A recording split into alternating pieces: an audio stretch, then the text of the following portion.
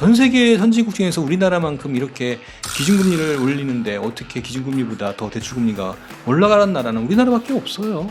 지금 세 가지 역전세, 깡통전세, 그리고 이 계약갱청권 금리가 이렇게 오르면요 방법이 없습니다. 매각이 무효입니다. 그래서 최근에는 어떤 일이 생겼냐면 집값이 좀 빠지니까 거래가 10분의 1 수준으로 줄어드는 거예요. 그러면 그 얘기는 뭐냐면 금매 내놔도 안 팔린다는 뜻이거든요. 이렇게 층층시야 이런 식으로 가게 되면은 그냥 뭐 하류층으로 전락하는 결국에는 우리나라의 금융 시스템인 거죠. 우리 우리나라의 금융 시스템이 너무 취약하다는 거죠.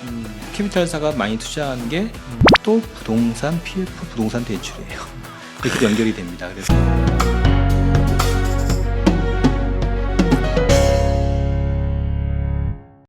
저희가 이제 여러 번 보고서에서도 얘기하지만 가장 중요한 포인트가 한 가지예요. 어떻게 된 게 우리나라는 기준금리가 올라가면은 대출금리가 기준금리 올라가는 것보다 더 빠르게 더 많이 올라간다는 거예요. 예를 들면 미국의 경우에는 이번에 미국은 우리보다 단기간에 더 빨리 올렸잖아요. 우리가 천천히 올렸고요. 근데 미국이 예를 들어서 100bp의 기준금리 올렸는데 가계대출금리는 BOA나 JP모건이나 이런 데 계산해 보면요. 기껏해야 금리 상승이 5bp밖에 안 돼요. 0.05% 올랐어요. 101% 올라가는데. 와, 그 정도밖에 안 돼요? 네. 기업 대출 기껏해야 0.23 정도 올라가는 거예요. 2018년도에 미국의 대출금리가, 미국의 기준금리가 200bp가 올라왔어요. 2%가 올라왔거든요. 근데, 전체 대출금리가 신규 취급을 할 거 아닙니까? 그거 다 포함하더라도 0.6%포인트가 올라왔어요. 우리는 이거예요. 어떻게 된 게 기준금리가 100이 올라가는데 2008년도에는 100이 올라갔거든요. 지금은 150이 올라가는 거예요, 이게. 그러면은 미국이 기준금리를 천천히 오르면 모르겠는데 이렇게 가파르게 뭐 75bp를 한꺼번에 올리지 않나.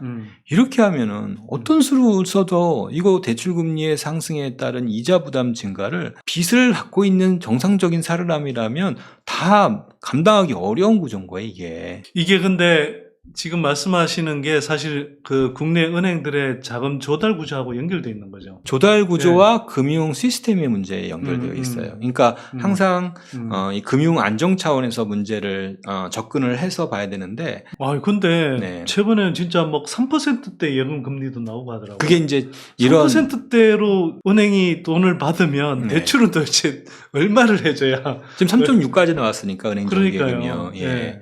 그러니까 돈의 이동 속도를 느리게 하고 은행을 경쟁을 완화시켜야 되는 건데 우리는 대출을 일종의 그냥 필수재 소비재처럼 경쟁을 심화시켜서 대출 금리를 떨어뜨리게 하고 예금 금리를 높이게 하는 이런 생각을 하고 있잖아요.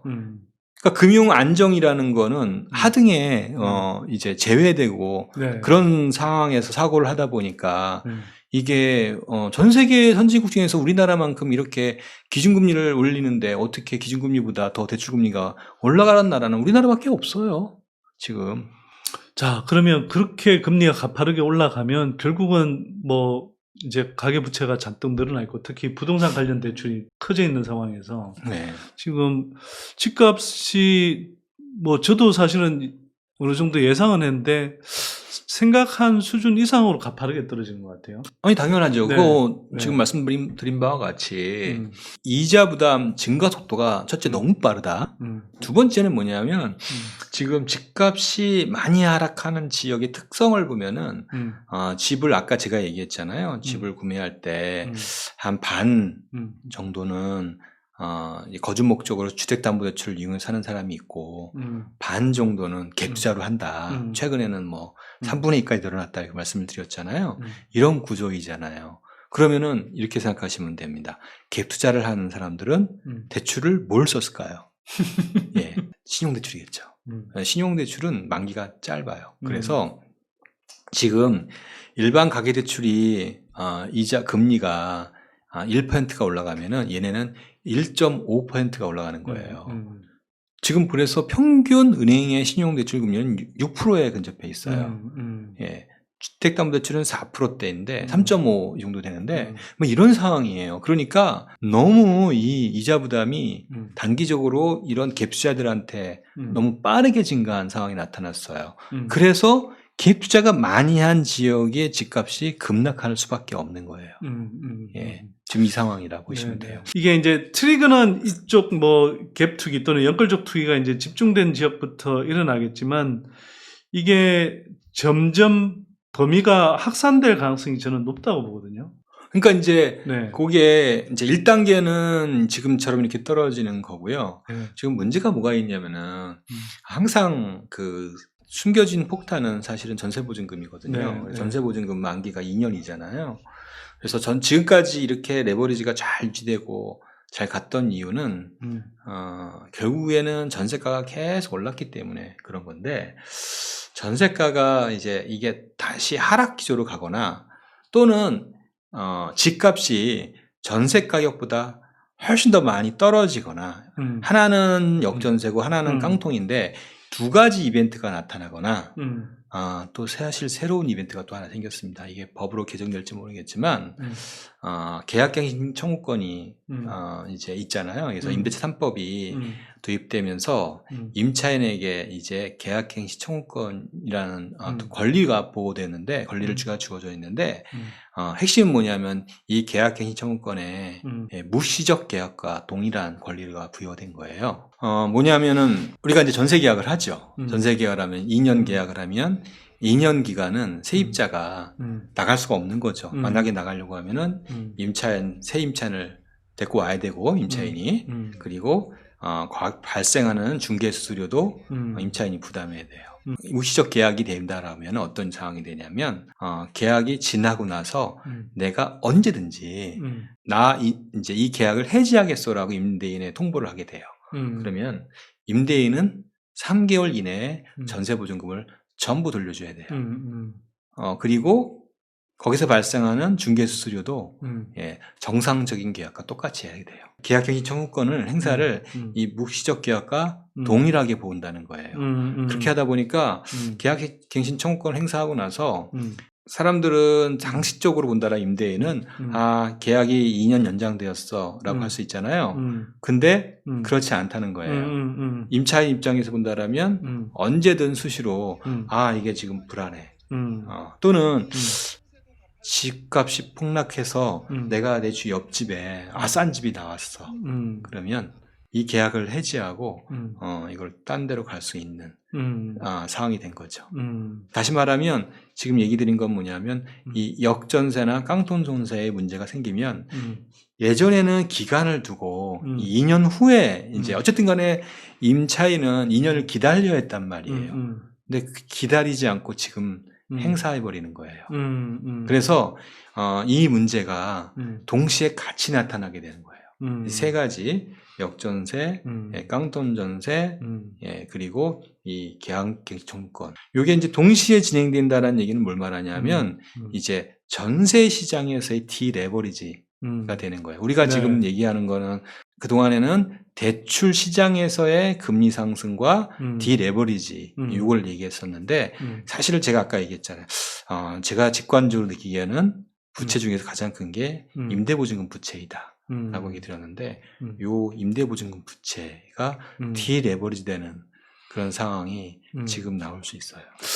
그러니까 지금까지는 사실은 이제 전세 보증금이 계속 오르는 추세였고, 그렇죠. 집주인들은 사실 그 2년마다 뭐 전세 보증금 올라가니까 그 보증금 올라가는 만큼 자기 유동성이 늘어나서 그거 사실 막 푸근하게 쓰는 돈처럼 생각하고, 그쵸. 그걸 레버리지로 삼아서 다시 추가로 집을 더 사기도 하고 뭐 그랬잖아요.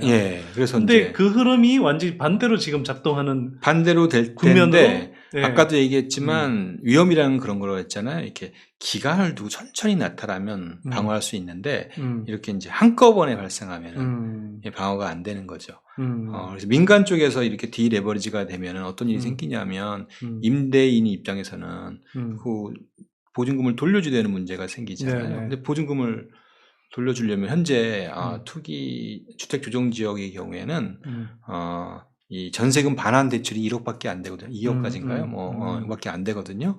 이렇게 되다 보니까 돈을 돌려줄 수가 없어요. 그러면 어쩔 수 없이 집을 매각해야 되는 문제가 생기는 거예요. 예. 여러 채를 그런 방식으로 한 사람은 연쇄적으로 그거는 문제가 생기는 거고 답이 안 나오고요. 그 다음에 이제 많은 사람들이 전세금 반환 보증으로 이런 것들을 커버했는데 그래서 지금 전세금 반환 보증 사고가 아주 기하급수로 늘어나고 있잖아요. 제가 보기에는 지금 너무 많이 늘어나가지고 이게 신규로 2019년도 똑같이 역전세 문제가 있었는데 이것을 소화할 수 있던 가장 좋았던 게 허그 이제 주택도시보증공사의 이 허그의 이 전세금 반환 보증 제도였거든요.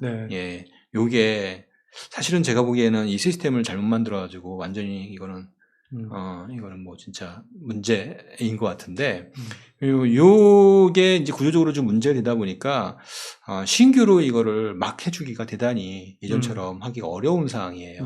그래서 공적 금융기관이 이런 서포트를 해주는 게 2019년에 비해서는 이 전세 시장이 쉽지는 않아 보여요. 이사님은 어떻게 보세요? 이게 부동산 시장의 하락세가 언제까지 어느 정도로 이어질 수 있다고 보시는 건가요? 우선 아셔야 될 거는 이제 이거를 자꾸 이제 여야 또는 진보 보수 이렇게 따지시면은 이게 이제 자꾸 이상한 데로 흘러갑니다. 우선은 지금 정책 당국 입장에서 봤을 때 지금 약간 정치적인 것도 있겠죠. 근데 본질적으로 본다라면 지금은 아마 풀 수 있는 규제는 다 풀 것으로 보여져요. 예. 사실 지난 주택시장 하락기 때도 비슷한 방식이었어요. 그래서 저는 주택주정지역도 다 풀 거라고 보거든요. 최소한 이제 서울에 강남에 몇 군데만 남겨놓고 싹 다 풀 것으로 보여지고 저는 DSR 규제는요? DSR 규제도 지금 그런 걸 형편 따질 상황이 아니기 때문에 다급해지면 다 풀 거다. 다 풀지 않을까 저희는 그럼 그게 좋게 보면 충격을 분산시키기 위한 노력으로 포장을 하겠지만 또 근데 부동산 가격이 계속 떨어지고 그러면 한편으로는 누군가에게 폭탄을 돌리는 그런 형국이 될 수도 있는 거 아닌가요? 그거를 이제 좋다 나쁘다 저희가 그렇다고 해서 이 얘기를 한 게 이렇게 해야 된다라고 오해하시면 안 되고요. 그럴 것 같다라는 건 예측을 얘기한 거고 그분들을 저희가 입장을 바꿔 생각해 놓으면 그럴 수밖에 없을 것 같다. 아까 만점에 우리가 이제 그분들의 특성을 얘기해 드렸잖아요. 그러니까 그럴 수밖에 없을 것 같다라고 말씀을 드릴 수 있고요. 그럼에도 불구하고 집값이 반전될 수 있을 것인가? 우리가 그걸 따지는 게 중요한 거죠. 예. 그래서 어떻게 보시냐고요? 금리가 이렇게 오르면요. 방법이 없습니다. 백약이 무효입니다. 그래서 이 금리가 올라가는 거를 어떻게 이제 막을 것인가? 그 막을 수 있는 방법은 이 금융기관들 있잖아요. 공적 금융기관들. 이 공적 금융기관들을 정부가 어떻게 활용할 것인가? 이게 이제 우리가 봐야 될 관전 포인트죠. 우리나라의 시스템은 대출자에 가혹해요.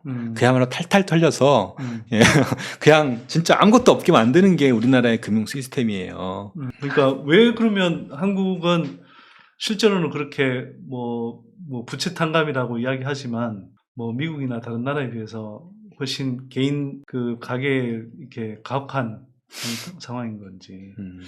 제가 이런 얘기를 국토부에도 한번 건의했었거든요. 제발 제 책에도 썼는데요. 제발 부동산 시장의 거래 활성화를 하고 투명화해야 된다라는 거를 많이 지적을 했어요. 왜냐하면 시장이 시장 기능을 잃어버리면 안 되거든요. 그러면 그게 굉장히 큰 피해로 연결되거든요. 또 우리는 어떻게 된 게 더더군다나 최근에는 어떤 일이 생겼냐면 집값이 좀 빠지니까 거래가 10분의 1 수준으로 줄어드는 거예요. 그러면 그 얘기는 뭐냐면 금매 내놔도 안 팔린다는 뜻이거든요. 그러면 우리나라의 시스템은 금매 내놓으면 안 팔리면 연체가 결국에는 이제 발생하게 되면 3개월 내에 이제 기한 이익 상실이라고 하거든요. 우리가 이제 신용대출을 비롯한 많은 대출들이 중도금 대출도 그렇고 이자만 내는 대출이잖아요. 딱 연체가 생기게 돼서 3개월 넘게 되면 원금을 갚아야 되는 문제가 생겨요. 아니, 거꾸로 연체 못 하는데, 이자도 못 내가지고 연체를 해야 되는데, 원금을 갚으래요. 연체 이자율도 굉장히 빠르게 올라가지 않나요? 연체는 뭐 최대 3% 플러스 3%니까 바뀌긴 했는데, 여하튼 정상 이자의 플러스 3%를 원금의 3%를 더 내야 되는 거고요. 3개월간 이제 1개월 이상 이제 연체돼서 3개월간 되면은 이제 그렇게 되는 거고요. 그리고 이제 3개월 지나면 이제 경매 절차를 밟게 되는 거죠. 물론 이제 경매 절차를 유예할 수 있는 제도가 있는데 그거 금액 4억 이하만 가능하고 이상은 또 안 돼요. 4억짜리 집이 뭐 얼마나 되겠어요. 대부분은 안 된다는 얘기거든요. 그러면 경매 절차를 밟으면은 경매의 낙찰가율은 지금 보시면은 우선은 뭐 경매가 낙찰률이 한 40% 이내로 떨어졌고요. 그리고 아파트의 경우에는 낙찰가율 자체가 이제 뭐 90% 80% 이렇게 떨어지게 됐고요. 감정가도 또 낮은 상황이고요. 그렇게 되고 여기서 발생한 연체이자 다 떼야 되고요.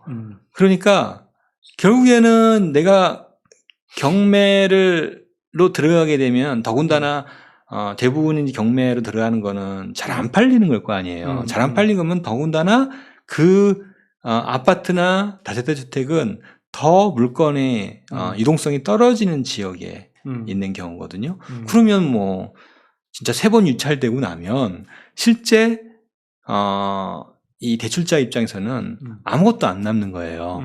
그리고 이제 그나마 미국의 경우는 어떻게 됐냐면 비소구권 대출이어가지고 이거를 내가 나 포기해. 라면은 집만 포기하면 완전히 자유로웠어요.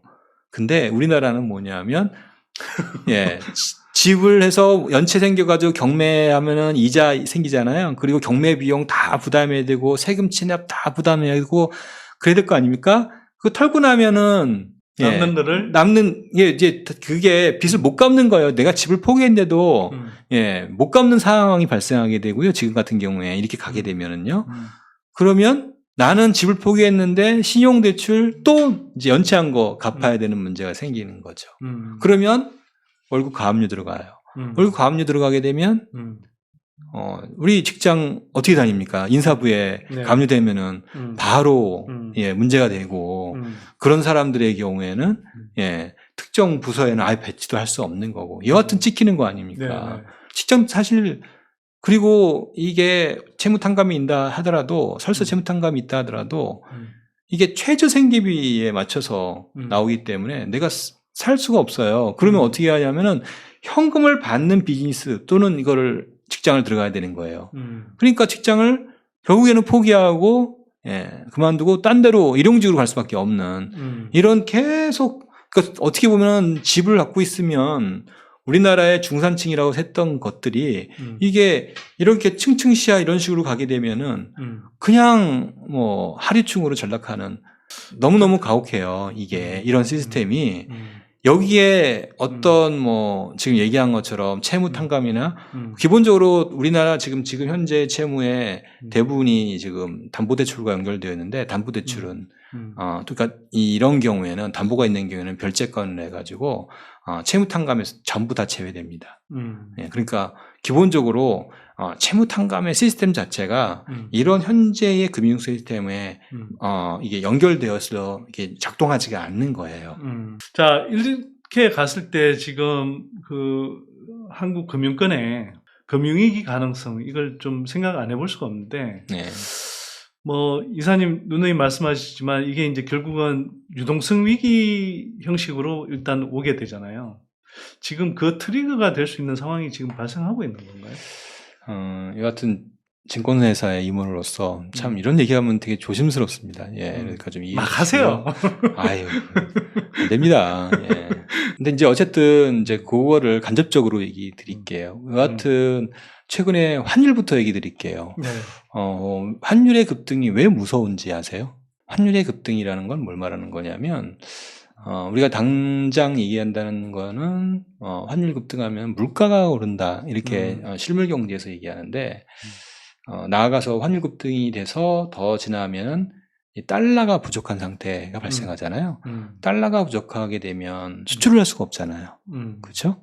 뭐 원자재를 수입을 해서 그걸 가지고 만들어서 수출해야 될 텐데 우리나라는 그러니까 그게 안 되기 때문에 수출 자체가 안 되니까 이런 실물 경제에도 엄청난 타격을 준다. 여기까지가 우리가 학교에서 공부한 일반적인 내용들이잖아요, 그렇죠? 예, 근데 이제 한 단계 더 지나가자고요. 환율이 이제 급등하게 된다는 얘기는 우리나라의 자산의 가치, 가격이 급락한다는 거잖아요. 예, 그러니까 당연히 투자되어 있는 자금들이 이탈하는 거고요. 이탈할 때 보면은 우리가 이제 시장이 채권 시장과 주식 시장이 있어요. 우리가 이제 많이 보편적으로 알려지는 건 주식 시장이지만 주식 시장에서 자금 조달 규모는 생각보다는 크지 않잖아요. 대부분은 이제 우리나라는 은행 중심이니까 은행 그리고 이 채권에서 자금을 기업들이 조달하고요. 금융회사도 또 채권 시장에 자금 조달하는 금융회사들이 많이 있습니다. 이렇게 이제 자금 조달을 하는데 이게 문제가 뭐냐면 돈이 빠져나간다는 얘기, 환율이 움직인다는 얘기는 돈이 빠져나간다는 거고요. 그 지표고요. 그 얘기는 뭐냐면 환율이 오른다는 얘기는 채권 시장이 제대로 안 돌아가고 있구나, 안 돌아갈 것이구나라는 겁니다. 근데 좀 궁금한 게요. 네. 지금 원달러 환율이 사실 많이 올라가긴 하는데 네.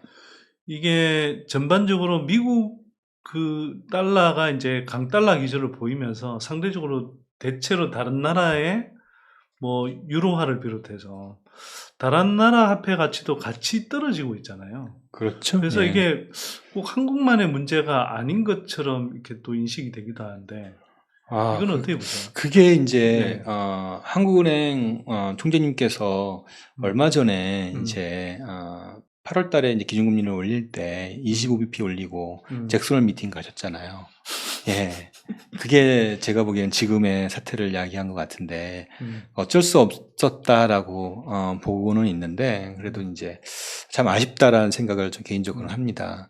그러니까 이게 여기서 알아야 될 건 뭐냐면 제가 보기에는 한국은행에서 좀 그런 사고를 가지신 게 아닌가. 그런 사고라는 게 예, 지금 말씀하신 사고를 가지신 게 아닌가. 그래서 별 문제 없을 거라는 식의 나이브한 생각. 두 번째는 2018년도에 한미 간 금리 차가 역전되었음에도 불구하고 그때는 외국인들 채권을 계속 샀었어요. 그래서 그때의 어떤 그런 좋은 낙관적 시나리오를 생각했던 게 아닌가 저희는 그렇게 좀 생각하고 있어요. 우선 두 가지 반박을 두 개 다 반박을 얘기 드리면 첫 번째로는 아셔야 될 거는 한편 반은 맞고 반은 틀려요. 왜냐하면 우리가 거의 지금 뭐 유로나 엔화에 비해서 비슷한 수준 떨어졌거든요. 근데 유로 엔화는 지금 금리가 제로 금리에 가깝잖아요. 금리 안 올렸거든요. 거기는요. 근데 어떻게 같은 수준으로 떨어졌다. 첫 번째. 그러면 우리의 경쟁 국가는 보통 어디 얘기하죠? 대만, 싱가포르, 말레이시아, 금융시장에서는 그렇게 얘기하거든요. 예, 인도네시아, 이런 걸 얘기하는데, 거기는 우리보다 반도 안 떨어졌어요. 그럼 뭐죠? 그럼 우리의 문제네요. 그거는, 예. 그러니까 우리의 문제가 있다는 거를 인정하고 들어갔어야 되는데, 예를 들면 많은 개도국들은 우리의 문제가 있기 때문에 기준금리를 뭐 10%씩 올리고 그러잖아요. 그게 왜 그랬을까요? 그러니까 그랬기 때문에 그 나라들은 환율이 우리만큼 안 떨어졌어요. 자꾸 이제 우리를 자꾸 이럴 때 스리랑카 얘기하시고 막 이렇게 얘기하는데 예, 제가 지금 얘기하는 거는 그야말로 경제 규모가 20위권 내에 의미 있는 우리가 이제 선진 경제 또는 이렇게 의미 있는 경제를 가지고 있는 나라들 간에 비교해서 봐야 됩니다. 우리가 이제 거기서 이제 아웃사이더들 얘기하는 게 아니라 우리가 인사이더에 있는 나라들 비교해 본다라면 현재로서는 종합적으로 봤을 때 우리나라 통화가 가장 약세를 최근 1년간 기록했다 이렇게 봐야 되고요. 자, 그러면 상대적으로 그렇게 원화 가치가 더 약세가 된 배경은 뭐라고 보세요? 결국에는 우리나라의 금융 시스템인 거죠. 우리 우리나라의 금융 시스템이 너무 취약하다는 거죠. 너무 취약하다는 정의는 우리가 금융 관점에서는 다르게 정의합니다. 우리 취약하다라면 어떤 분이 그 얘기 하시더라고요. 제가 이런 얘기를 하니까 우리나라의 금융 시스템이 후진적이다라고 이해하시는데 아닙니다. 그게 아니라 후진적인 게 아니에요. 후진적인 것과 금융 안정은 다른 면이 있습니다. 금융 안정 중심의 금융 시스템을 구축해야 되는데 우리가 금융 효율 중심으로 예, 금융 시스템을 구축했기 때문에 이런 문제가 발생하는 거예요. 쉽게 설명하면요. 미국에서는 내가 이제 우리는 달러잖아요. 우리처럼 달러 채권 같은 원화 채권을 그냥 클릭해 가서 살 수 있다고 생각하세요? 예. 안 되거든요. 예. 그리고 우리는 인터넷에서 예, 뭐 얼마든지 펀드 마구 가입할 수 있잖아요. 미국에서 저 체이스 썼는데 그런 거 없거든요. 예. 그런 서비스를 받으려면 돈이 많이 있어도 별도로 신청을 해서 내가 충분히 그럴 자격이 있는지를 심사를 해서 예. 그렇게 해서 내가 그 서비스를 받지. 그냥 우리처럼 아무나 쉽게 선택해서 대출을 저희 뭐 달러를 사거나 예, 이런 게 잘 안 됩니다. 기본적으로 너무너무 이게 이제 엄격하게 되어 있고 복잡하게 되어 있고 네. 귀찮게 되어 있고 불편하게 되어 있어요. 예, 선진국이 그래요. 그런 나라예요. 그게 왜 그랬냐? 예, 결국에는 이런 위기가 왔을 때 돈의 흐름이 너무 빨라질 경우에 이게 나라가 망가질 수 있다라는 예, 그런 우리가 이제 과거에 여러 해 위기의 사례를 경험한 학자들이 얘기를 했고 그거를 정부가 받아들여서 시스템을 그렇게 만든 거거든요. 근데 우리는 늘 예, 아직도 정부도 누구도 다 예, 당연히 금융은 효율화해서 대출금리가 쌓여야 된다. 이렇게 얘기하죠.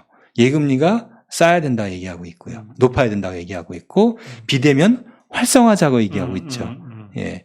그러다 보니까 그거에 대한 대가가 이제 이렇게 온 거예요. 그래서 결국에는 우리가 위기 때 다시 말하면 금리 인상 국면에 가장 예금이 빨리 이동하고 그 과정에서 가장 대출 금리가 빨리 오르는 이런 구조적인 문제. 그리고 그 과정에서 가장 쉽게 저도 이제 달러 많이 투자하고 있지만 가장 쉽게 손쉽게 가장 적은 비용으로 달러를 모든 국민이 살 수 있는 시스템. 예. 결국에는 채권 시장이 이제 경색이 심해질 텐데 그렇게 되면 이제 우리 여신 전문 금융기관이라고 있어요. 네. 그러니까 여신 전문 금융기관은 이제 예금이 없어요. 채권 시장에서만 자금 카드사 조달을 같은 게 네. 자금 조달할 수밖에 네. 없는데 그런 회사들이 이제 그 밑단에 있는 예, 이제 캐피탈사들이 이제 이슈화가 될 거고 그 캐피탈사가 많이 투자한 게 또 부동산 PF 부동산 대출이에요. 이렇게 연결이 됩니다. 그래서 예. 2008년 이후에 나왔던 단어들 다시 다 쏟아져 나오네요. 예, 그래서 좀 그런 상황이에요. 그래서 요게 이제 빨리 이게 정리가 돼요. 안정화가 돼야 이쪽으로 이제 전이 돼서 확산되지 않게 막을 수 있는 거죠. 자, 뭐 서영수 이사님 모시고 오늘 하여튼 뭐 장시간에 걸쳐서 귀한 말씀 들었고요. 아마 이제 오늘 못다한 이야기는 나중에 다시 한번 좀 모셔서 적절한 시점에 다시 들어야 될 것 같고요. 대한민국 가계부채 보고서, 그 다음에 2022 피할 수 없는 부채 위기, 이 두 권의 책인데요. 예, 선대인 소장이 출간한 대한민국 위기와 기회의 시간과 함께 필독스로 생각하시고 같이 읽으시면 될 것 같고요. 예, 제가 나중에 좀 구체적인 방법은 알려드릴 텐데 서영수 이사님께서 기증해 주신 책인데 여러분들한테 나눠드리도록 하겠습니다. 방법은 나중에 알려드리겠습니다. 예. 자, 이사님 오늘 장시간 고생하셨고요. 좋은 말씀 나눠주셔서 고맙습니다. 예, 감사합니다. 예.